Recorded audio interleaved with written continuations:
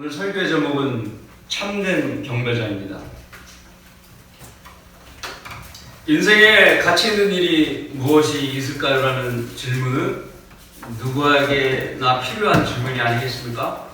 그러나 먹고 사는 문제에 허덕이는 사람에게는 그 질문이 공감 가는 내용은 결코 아닙니다. 오히려 화친일 뿐입니다. 그는 가치 있는 일을 생각할 겨를이 없기 때문이에요. 당장 자신의 입에 들어가는 것이 필요할 뿐이지 내가 어떤 다른 것에 대해서 생각할 여유가 없는 것입니다. 인생의 가치 있는 일을 찾으려면 일단 당사자가 기본적인 생계에 아무런 문제가 없어야 되는 거예요.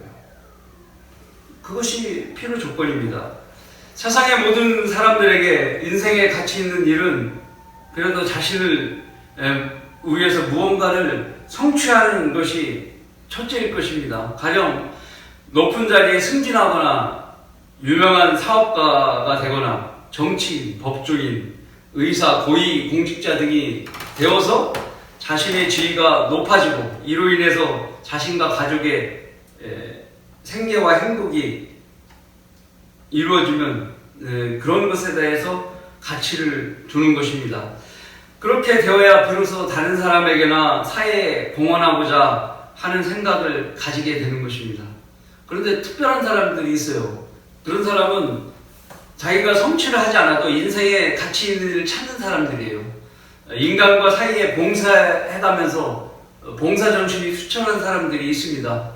그들은 자원봉사하고 멘토링하거나 각종의 사회봉사활동 또 환경보호활동 등에 참여를 많이 합니다.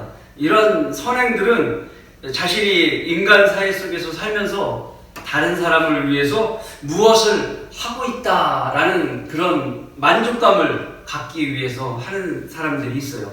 그 선행을 행하는 사람들이 심리적 보상을 받게 되는 것입니다.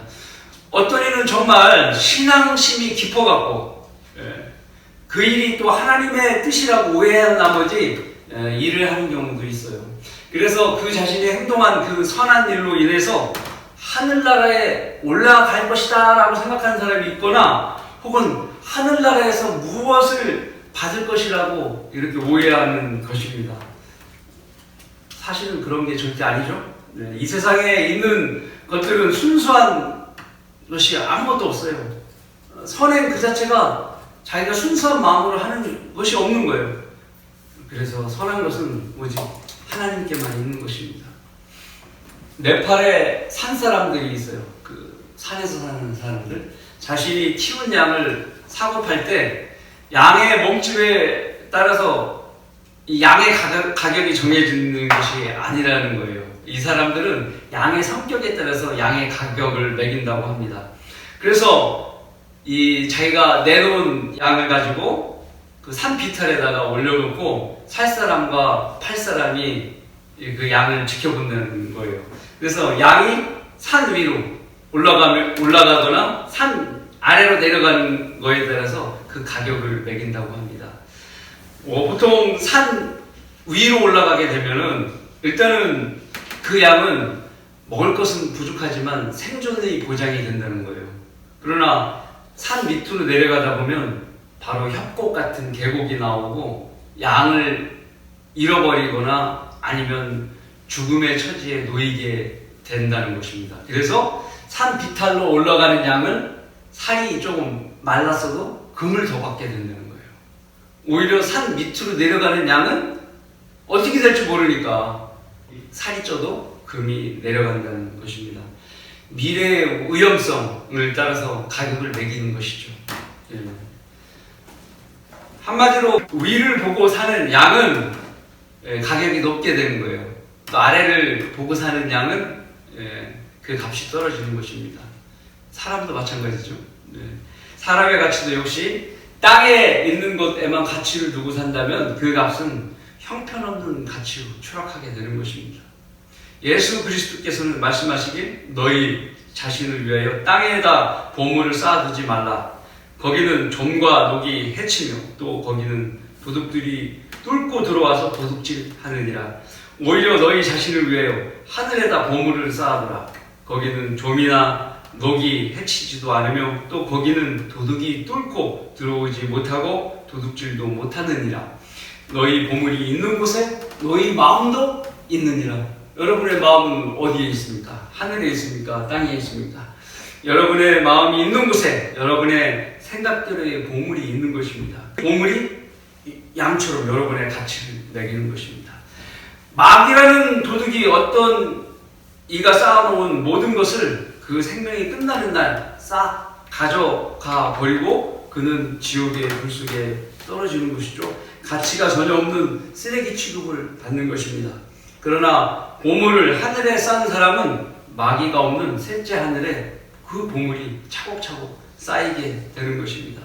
하늘에 보물을 쌓기 위해서 하나님께 가치 있는 일을 해야 되죠. 그것을 경배라고 합니다. 경배는 영어로 worship, 어원은 worship입니다. 이것은 인간에게 가치 있는 행위가 바로 하나님께 경배 드리는 것이라는 것을 뜻하는 거예요. 그 이유는 우리의 가치를 매기는 분은 사람이 아니에요. 하나님께서 가치를 매기시는 것입니다. 그리고 하나님께서 그 가치를 또 보존도 하시는 거예요. 우리는 우리를 가치를 매긴 사람들이 이 땅에서 우리와 같이 사라지지 않습니까? 그러나 하나님께서 매긴 가치는 영원히 유지되가 되는 것입니다. 경배하는 자가 되면 하나님으로부터 그는 영원히 경배드릴 수 있는 경배자로서의 가치를 부여받게 되는 것입니다. 그러면 죄인이 참된 경배자가 되는 조건들이 무엇이 있는지 그것들을 이제부터 말씀을 통해 알아보겠습니다. 죄인이 참된 경배자가 되는 조건들은 무엇입니까? 첫 번째로 하나님께 경배드릴 자격이 주어지는 때가 자신에게 찾아오면 절대로 놓치지 말아야 합니다. 우리 조상은 이 산에서 경배를 드렸는데 당신들은 경배 드려야 할 곳이 예루살렘에 있다고 말하나이다 라고 하니 예수께서 그녀에게 말씀하시기를 여인아 나를 믿으라. 너희가 이 산에서나 예루살렘에서도 아버지께 경배하지 않을 그때가 오리라. 요한복음 아까 본 4장 20절 21절 말씀입니다. 사마리아 사람들은 이방인인데 이스라엘과 이방인의 피가 섞인 혼혈 사람들이에요. 이때 당시 그들은 그들의 조상들에 의해 산에서 제사를 지냈던 거예요. 그게 풍속입니다. 그러나 유대인들은 예루살렘 성전에서 하나님께 제사를 지냈죠. 그러나 주님은 그때가 올 것이라고 사마리아 여인에게 말씀하고 계십니다. 산이나 예루살렘에서 경배드리지 않을 때를 말하고 있는 것입니다. 새로운 변화를 암시하고 있는 말입니다. 그때는 하나님께서 정하신 때를 말하는 거예요. 경배 드리는 장소가 바뀌는 것을 말하고 또 경배의 방법이 바뀌는 것을 말하는 거예요. 그러면 기존의 장소와 방법이 확 바뀌는 때가 오는데 그게 언제인지 알아보려면 성경에서 역사를 훑어봐야 되는 거예요. 우선 첫 번째로 경배가 성경에 처음 사용된 곳이 구약과 또 신약에서 처음 사용된 곳 이 두 곳으로 보면 우리가 확실히 알 수 있습니다. 구약은 성경의 22장 5절이에요. 바로 아브라함이 아들 이삭을 번제로 드리러 가는 것을 경배드리러 간다고 이야기한 것입니다. 하나님께서 예수 그리스도의 예표인 이삭을 통해서 미래에 하나님의 아들의 피를 통해서 경배를 받으실 것을 나타내기 위해 이미 정하셨던 것입니다.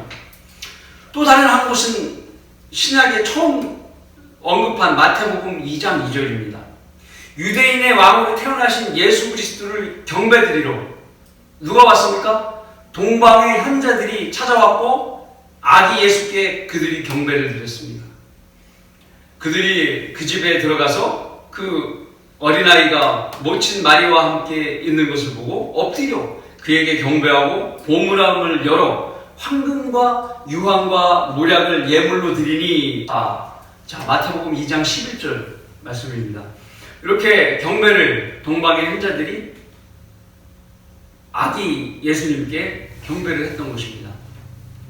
예수님은 경배를 받으실 분이에요. 하나님 아버지도 경배를 받으시고 예수님도 경배를 받으시는 것입니다. 드디어 예수 그리스도께서 이 지상으로 오심으로 하나님께 경배드릴 수 있는 조건이 된 겁니다.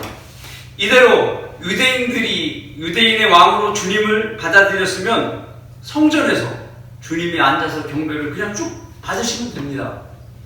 그렇게 되었다면 바로 천년왕국이 펼쳐지는 것입니다. 이 교회 시대는 오직 아는 것이죠. 그러나 주님은 그때를 미래의 다른 시점으로 말씀하고 계십니다.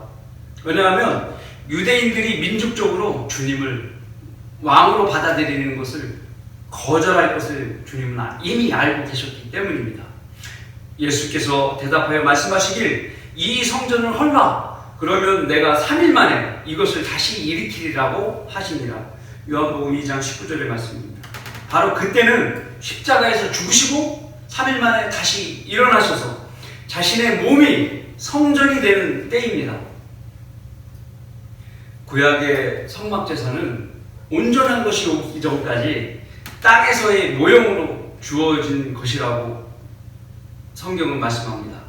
예수 그리스도께서 온전한 제사를 자신의 몸으로 한 번 하늘에 드림으로써 주님은 그의 몸 안에서 드려지는 모든 경배를 하나님 아버지께 드릴 수 있는 통로가 되었습니다. 우리는 주님께서 말씀하신 그때에 살고 있는 것입니다. 이때는 육신으로 지상에 계신 때라기보다 교회의 시대를 말하는 것이 더 맞는 말입니다. 자, 오늘 본문에서 사마리아 여인은 눈앞에서 주를 경배할 수 있는 기회를 얻었죠. 그러나 그녀는 아직 경배에 대해서 이해를 하고 있지 못해요. 바로 왕으로 오신 주님의 발에 엎드려서 경배를 드려도 되는데 이 여인은 그렇게 하고 있지 않은 것입니다. 사마리아 여인은 많은 남자들과 간음을 저지르고 있는 죄인이라고 이전에 구절에서 16절부터 18절에 주님께 들통이 납니다. 들키게 돼요. 시간의 흐름에 따라서 하나님의 때가 오듯이 이처럼 땅에 사는 죄인에게도 하나님을 만날 기회가 언젠가는 찾아온다는 거예요. 이 사마리아 여인이 예수님을 만난 것처럼 그때라는 것은 영적으로 바로 죄인들이 쉽게 하나님을 만날 수 있는 때를 말하는 것입니다. 마치 오늘 본문의 이 사마리아 여인이 어느 날 갑자기 물을 지르러 갔는데 주님을 딱 만난 것처럼 누구나 하나님을 만날 기회를 얻는다는 거예요. 여러분도 그렇게 하나님을 만날 기회를 얻어서 이렇게 성도가 되신 거 아니겠습니까? 길을 가다가 전도지를 받을 수 있습니다. 길에서 함부로 자신의 죄를 지적하는 무례한 설교자를 만날 수도 있는 거예요. 아니면 유튜브 동영상을 통해서 하나님 말씀을 접할 수도 있고 인터넷 검색을 하다가 만나기도 하고 친구나 지인이 전해서 만날 수 있는 것입니다. 두아티라 성읍의 자주옥감 장수 느디아라는 여인은 어떻게 만났냐면 하나님을 경배하는 여인이었어요. 그녀가 어느 날 느디아 강가에 모인 여인들과 함께 강가에서 이야기를 하고 있었어요. 그런데 갑자기 하나님의 사람 바울의 일행이 그 강가로 나온 겁니다. 예수 그리스도의 복음을 그 자리에서 듣게 된 거예요. 그래서 구원을 받게 되는 기회를 얻은 겁니다. 그녀가 거기 만약에 강가에 그날에 나오지 않았더라면 구원받을 수 없었겠죠. 그렇게 하나님께서는 구원받을 수 있는 기회를 그녀에게도 부여해 주는 겁니다. 그녀의 가족도 역시 마찬가지로 바울 일행을 통해서 구원받고 침례를 받는 놀라운 역사가 일어난 것입니다. 그래서 느디아는 자신에게 찾아온 기회를 그 순간 그 강에서 만나서 들은 그 순간 그 기회를 놓치지 않는 거예요. 우리도 하나님께서 우리에게 구원받은 기회를 주셨기 때문에 예수 그리스도 우리 주님을 믿은 것입니다. 너희가 이 산에서나 예루살렘에서도 아버지께 경배하지 않을 그때가 오리라 라고 오늘 본문 21절에 주님이 말씀하신 대로 우리는 이렇게 주일에 예배를 드리고 있지 않습니까? 참으로 감사할 뿐입니다. 이 시간에 찬양과 기도와 헌물과 설교를 통해서 하나님께 경배드리고 있는 것입니다. 설교의 경청도 경배예요. 만약에 여러분이 설교를 귓등으로 들으셨다, 하나님을 무시하는 거예요. 경배가 될 수 없는 거예요. 그래서 설교도 경배인 겁니다. 그리고 하나님께서는 그 경배를 기쁘게 받아 들이시는 것입니다. 그때가 오지 않았다면 우리는 예루살렘으로 아마 이사 갔어야 되는 거예요. 그래서 불가능하죠. 사실은 유대인이라는 조건도 충족해야 되니까. 그렇지 않은 게 참 다행입니다. 어떤 죄인이 자신에게 찾아오는 기회를 함부로 치워버린다면 땅의 것들의 가치만 두고만 살아야 될 것입니다. 그 종말은 허무한 뿐입니다. 우리가 전해진 전도지가 필요한 줄을 모르는 사람들은 그 자리에서 인정사정 없이 찢어버리고 발로 밟기까지 합니다. 아니 이러면 왜 아예 받지나 말지 왜 그 짓을 하냔 말입니다. 그것이 바로 하나님을 경멸하는 마귀의 자식이라는 증거예요. 자신에게 찾아온 기회를 거절하고 증오심을 우리에게 나타내는 거예요. 하나님께 나타내는 거예요. 그 전도지의 가치를 전혀 모르는 그 자는 자신을 지옥에서 건져줄 그 가치 있는 것을 내팽개쳐 버리는 것입니다. 바보죠. 이와 달리 구원받을 기회를 기다리고 있는 사람들은 자신에게 찾아온 기회를 절대로 놓치지 않고 전도지를 받고 구원받는 사람이 많아요. 그대로 영접해서 구원받는 사람 많은 겁니다. 우리에게 찾아와서 일부러 전도지 좀 주세요 하는 사람들 100% 구원받습니다. 집에 가서 참으로 자기가 구원받기를 원해서 찾아왔다면 그 사람은 100% 구원받게 돼요. 참으로 하나님께서는 그렇게 구원받은 사람의 기도와 찬양과 섬김을 기쁘게 받으시는 것입니다. 누구든지 예수 그리스도를 영접하지 않고는 하나님께 경배를 드리지 못하는 것입니다. 인생에 반드시 그때가 찾아오면 절대로 놓치지 말아야 하는 것입니다. 죄인이 참된 경배자가 되는 조건들은 무엇입니까? 둘째로, 하나님의 경배의 부르심에 순종하려는 자신의 강한 의지가 있어야 합니다. 강한 의지가 있어야 돼요. 그래야 참된 경배자가 되는 것입니다. 너희는 너희가 알지 못하는 것을 경배하고 우리는 우리가 경배하는 것을 아노니 이는 구원이 유대인에게서 나오기 때문이라. 그러나 경배자들이 아버지께 영과 진리로 경배드릴 때가 오나니 바로 지금이라. 이는 아버지께서 자기에게 경배드리는 자들을 찾으시니라. 22절, 23절의 말씀입니다. 주님께서는 사마리아 여인에게 자신의 입으로 구원이 유대인에게 나오는데 그게 나야! 라고 아직 말씀하고 계시지 않습니다. 그런데 사마리아 여인인 나에게 왜 이런 말씀을 하고 계시죠? 이방인은 구원이 없다는 말씀이신가요? 라고 사마리아 여인은 궁금해하고 있을 것입니다. 그래서 주님은 아버지께서 참된 경배자를 찾으신다고 말씀하고 계십니다. 조건은 유대인 뿐만 아니라 사마리아인 여인도 가능하다는 말씀을 하고 싶은 것입니다. 또한 사마리아는 하나님을 경배하고 있는 것이 아니라고 말씀하십니다. 그러나 그녀는 25절을 통해서 메시아인 그리스도를 기다리고 있다는 말을 하고 있습니다. 그 여인이 주께 말씀드리길 나는 그리스도라 하는 메시아가 오실 줄을 아나이다. 그분이 오시면 우리에게 모든 일을 말씀해 주실 것입니다 라고 하니 25절의 말씀이에요. 가늠한 죄인인 그녀도 하나님의 기름 부음 받은 그리스도인 유대인 왕이 오신다는 것쯤은 알고 있었던 것입니다. 그래서 주님은 바로 내가 그리스도라고 말씀하셨습니다. 그런데 그녀는 주님의 발을 붙잡고 경배 드려야 하는데 경배 드릴 줄 모르는 거예요. 다른 사람들은 성경에 다른 마리아도 여인이라든지 모든 여인들은 자신이 구원받으면 바로 발을 붙잡거나 이러면서 발 앞에 엎드려서 경배를 드렸는데, 이 사마리아 여인은 경배를 안 드리고 그냥 성읍으로 달려가기 극복했던 것입니다. 그리스도가 왔다고 마을 사람들에게 전하고 싶었던 거예요. 저 같으면 경배를 했을 텐데, 아쉬운 점이에요. 자, 나중에 보면 이 사마리아 여인은 경배드렸다는 얘기가 없어요. 아무 얘기 없어요.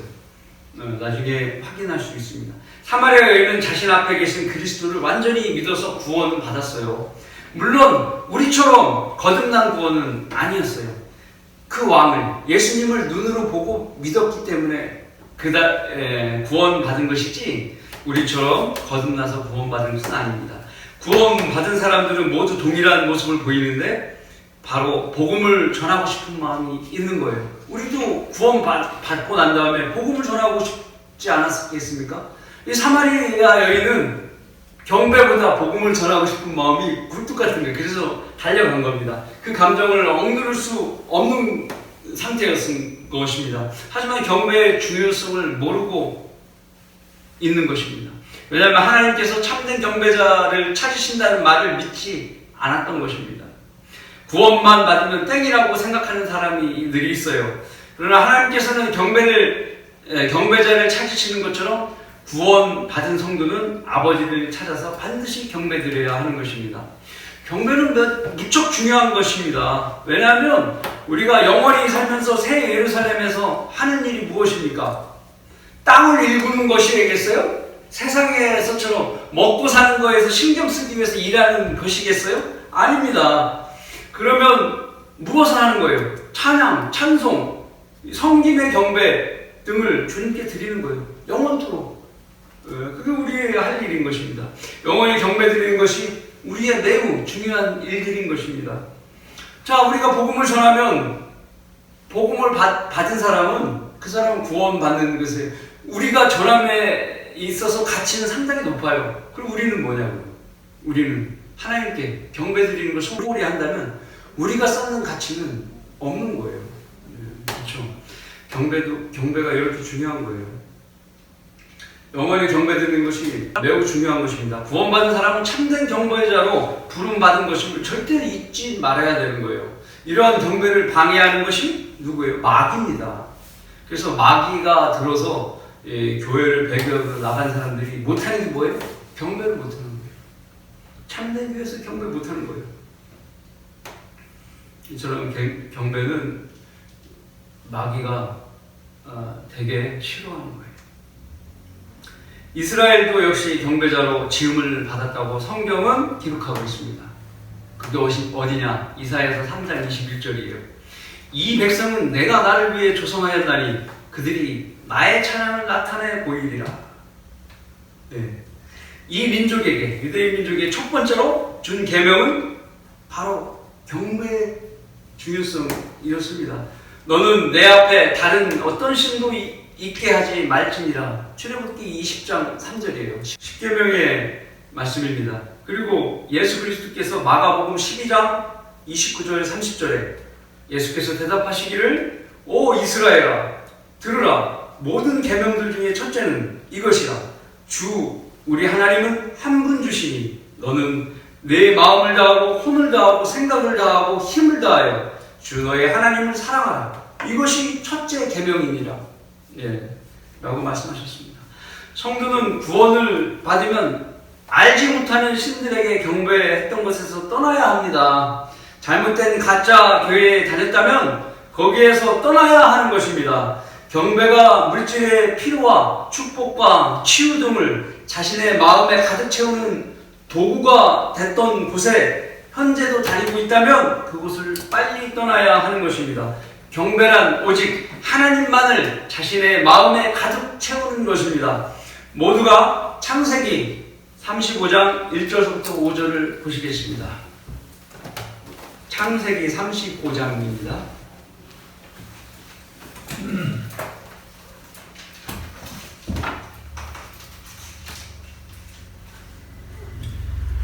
네, 1절 하나님께서 야곱에게 말씀하시길 일어나 베델로 올라가서 거기에 거하며 거기에서 내가 내 형 에서의 얼굴을 피하여 도주하던 때에 너에게 나타났던 하나님께 제단을 쌓으라고 하시더라.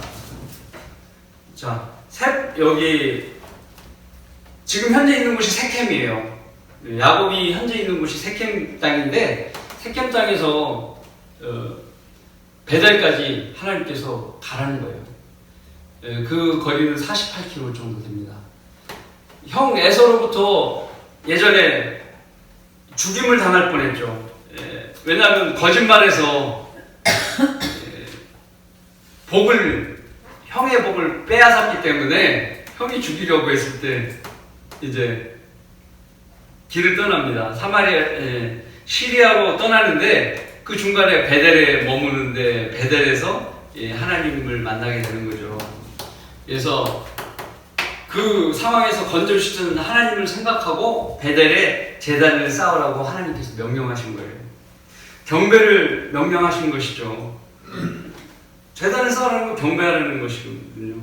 그러나 이것은 다시금 야곱을 보호해 주시겠다는 하나님의 약속이 보장된 명령입니다. 그때처럼 내가 위험에 처한 너를 살려주겠어. 그럼 세켐에서 야곱은 어떤 위험이 처해져 있느냐? 야곱의 딸 디나가 강간을 당하는 사건이 있었어요. 그래서 그 아들 시몬과 네이가 그 세켐에 있는 그 사람들을 죽이게 돼요. 남자들을. 그 사력이 일어나니까 야곱 가족들이 그 땅의 거민들로부터 생명의 위기에 몰려있던 거예요. 수가 그들을 이길 수 없을 정도로 그들은 많고 야곱의 가족은 적었기 때문에 그런 상황에 있었던 거예요. 2절을 보시겠습니다. 그래서 야곱이 자기 가족과 자기와 함께한 모든 자들에게 말하길 너희 가운데 있는 이방신들을 버리고 정결케 하며 너희 옷들을 갈아 입으라. 이제 야곱은 자신의 결심을 가족들에게 이야기하게 됩니다. 그들은 이방신들을 모두 버립니다. 예를 들어서 바알, 이누, 또 아시테롯, 오시리, 이시스, 요즘 말로는 성 요셉, 성모 마리아, 성 유다상 이런 형상들을 버리게 되는 거예요. 경배는 하나님만으로 채우는 것입니다. 허접스러운 것들은 경배를 방해하는 것들이기에 모두 버려야 하니 마땅한 것입니다. 지금 이렇게 가족들이 버린 것처럼 여러분에게 조그마한 하나님을 섬김에 방해되는 것들이 있으면 모두 버려야 된다는 거예요. 자, 3절. 그리고 일어나서 베델로 올라가자. 나의 고난의 날에 내게 응답하시고. 예전에 형 때문에 쫓겨갔던 그날에 응답하시고 그 얘기예요. 내가 갔던 길에서 나와 동행하셨던 하나님께 내가 거기서 제단을 쌓으리라 하니. 자, 야곱에게는 베델이 필요했던 것입니다. 바로 거기서 제단을 쌓아서 자신을 구원한 하나님께 야곱도 경배하고 싶었습니다. 그리스도인들은 베델을 기억해야 한다고 합니다. 실제 베델을 우리가 베델로 가라는 게 아니에요. 영적인 베델. 그것은 무엇이냐? 야곱처럼 자신을 회심시켰던 첫사랑의 기억이 있는 곳. 그때의 마음, 그 처음 마음을 생각하는 거예요.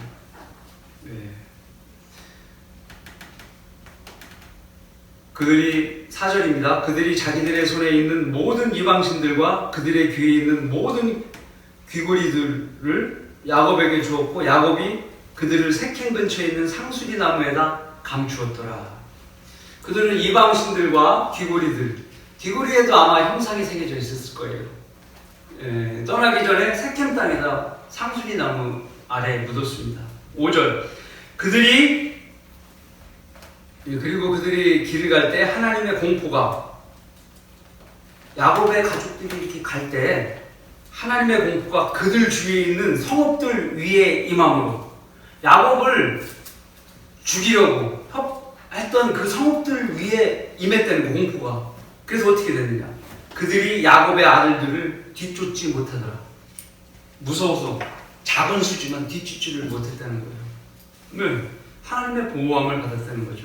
야곱은 하나님의 보호함을 받으면서 베델로 무사히 갔습니다. 6절과 7절은 제단을 쌓았던 내용이 나옵니다. 하나님의 명령대로 경배를 실행하고자 하는 성도에게는 하나님께서 보호하시는 것입니다. 아직 세켐에 머물고 계신 분은 베델로 떠나야 되는 것입니다. 이외에도 그리스도인에게는 유업의 상이 준비되어 있는 것입니다. 하나님께서 부르시는 곳에는 뒤따르는 상이 있다는 것을 잊지 말아야 합니다.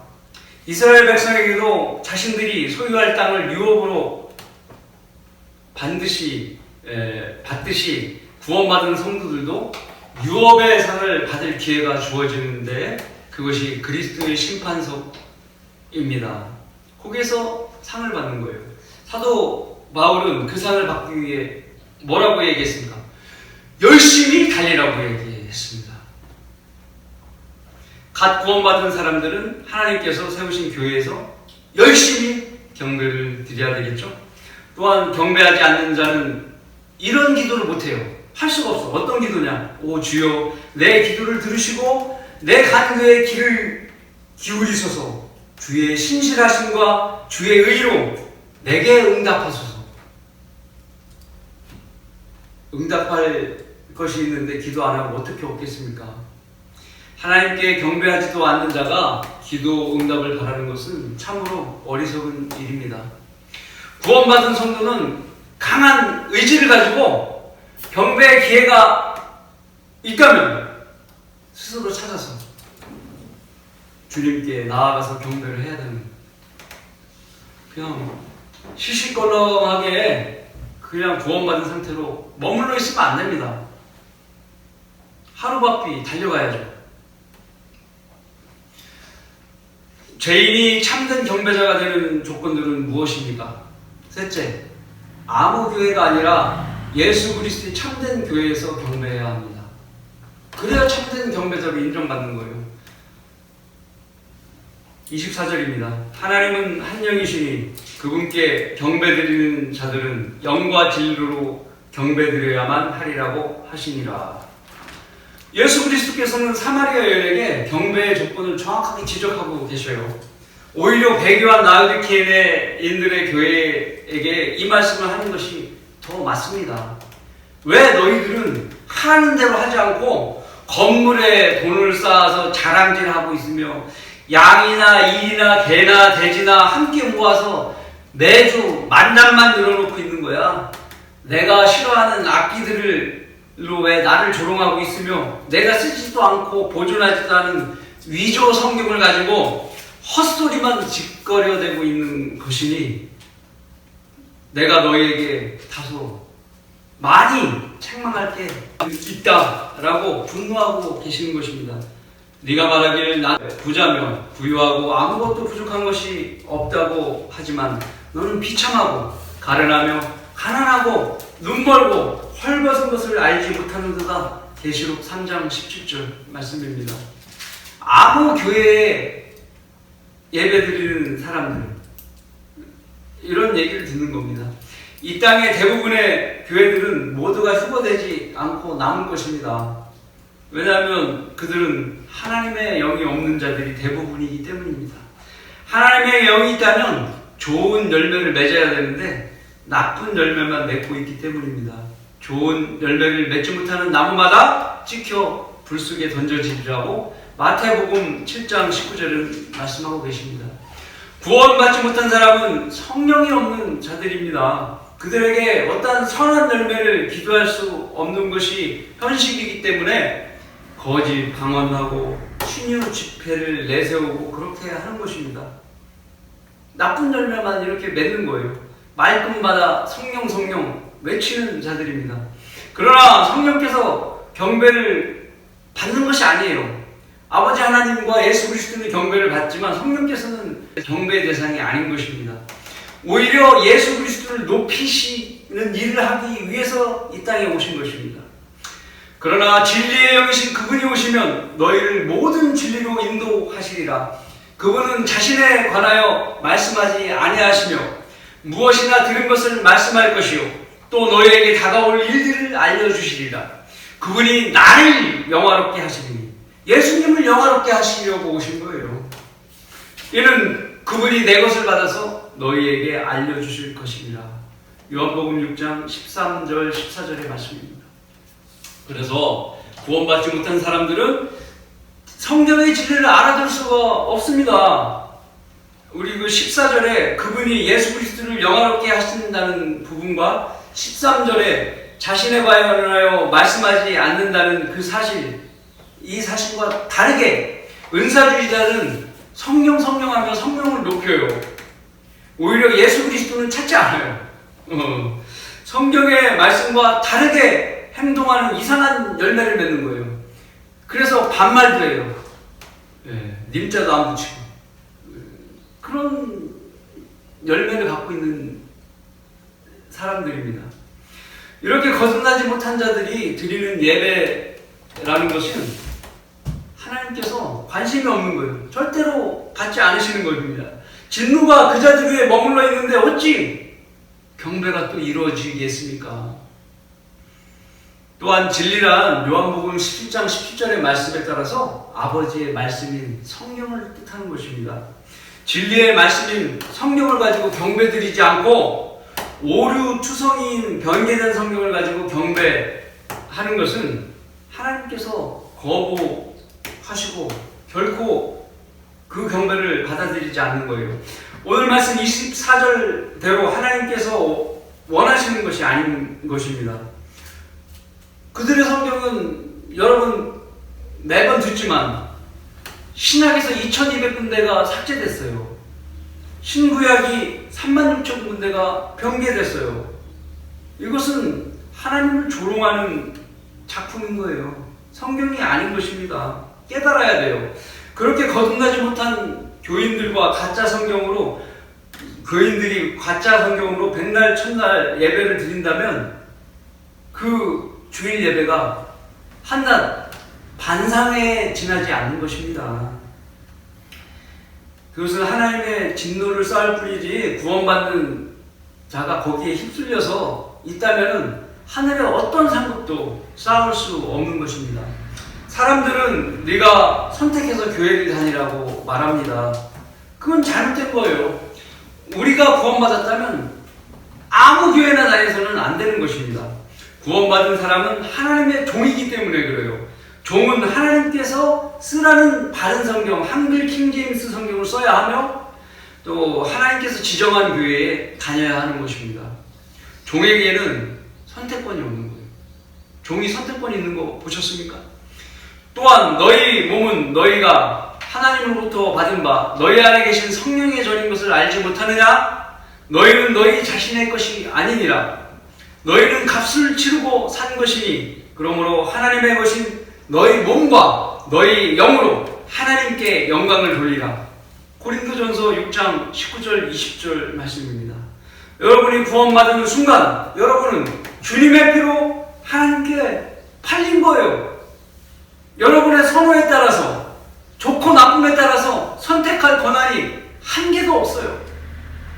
그것은 만약에 그 권한이 있다면 그는 종이 아닌 것입니다. 참된 경배자가 되는 조건은 구원받은 성도가 바른 성경을 가지고 성경대로 믿고 실행하는 교회에 예배 드리는 것뿐입니다. 결론을 맺습니다. 경배는 자기 생각으로 결정하는 것이 결코 아닙니다. 하나님께서 구약에 하나님을 섬기고자 했던 한 사람을 죽이셨어요. 그는 술에 실려 이동하는 언약궤가 흔들리니까 자기 손을 갖다 댄 것입니다. 어떻게 됐어요? 바로 엎드려 죽었습니다. 이 사람의 잘못은 자기 방법대로 하나님을 섬기고자 했던 것입니다. 우선 궤는 어떻게 옮깁니까? 고리에 채를 끼워서 어깨에 메고 옮겨야 되는데 소각근은 수레에다가 싣고 옮기는 겁니다. 하나님 방법대로 이동한 게 아닌 것입니다. 그리고 둘째로 하나님의 교회에는 절대 손을 대지 말아야 되는 거예요. 그러니까 고리가 있고 채를 띄고 어깨에 멜 수 있게 한 겁니다. 손을 댔던 건 들고 가면 되는 거죠. 예. 잘못된 거예요. 그래서 울사가 죽은 겁니다. 이처럼 참된 경배자는 사람의 생각과 방법으로 하나님을 섬겨서는 안 된다는 것입니다. 오직 하나님께서 원하시는 방법대로 섬겨야 한다는 거예요. 왜냐하면 여러분의 가치는 오직 하나님의 손에 평가받기 때문이에요. 평가는 영원토록 하늘나라에서 이어지는 것입니다. 구원받은 것으로 만족한다는 것은 오직 개인의 착각이에요. 다만 그는 지옥에만 가지 않을 뿐 천전왕국에서 받을 게 없어요. 가난한 것만 받는 거예요. 지질이 궁상 맞은 것을 상속받는 것 자체에서도 비참한데 천년왕국에서 가질 게 없이 살아가면 그것도 비참한 것이 아니겠습니까? 주님 안에서 기도하고 찬양하고 헌신하는 모든 것은 경배예요. 주님께 경배하지 않는 사람이 하나님은 사랑이시라고 말한다면 하나님 앞에 무엇이 된 것처럼 거드름 피우는 것과 동일한 것입니다. 하나님의 말씀대로 주님을 기쁘시게 함으로써 여러분 모두가 늘 하나님의 은혜 아래 살아가는 현명한 경배자들이 되시길 바라겠습니다. 아멘.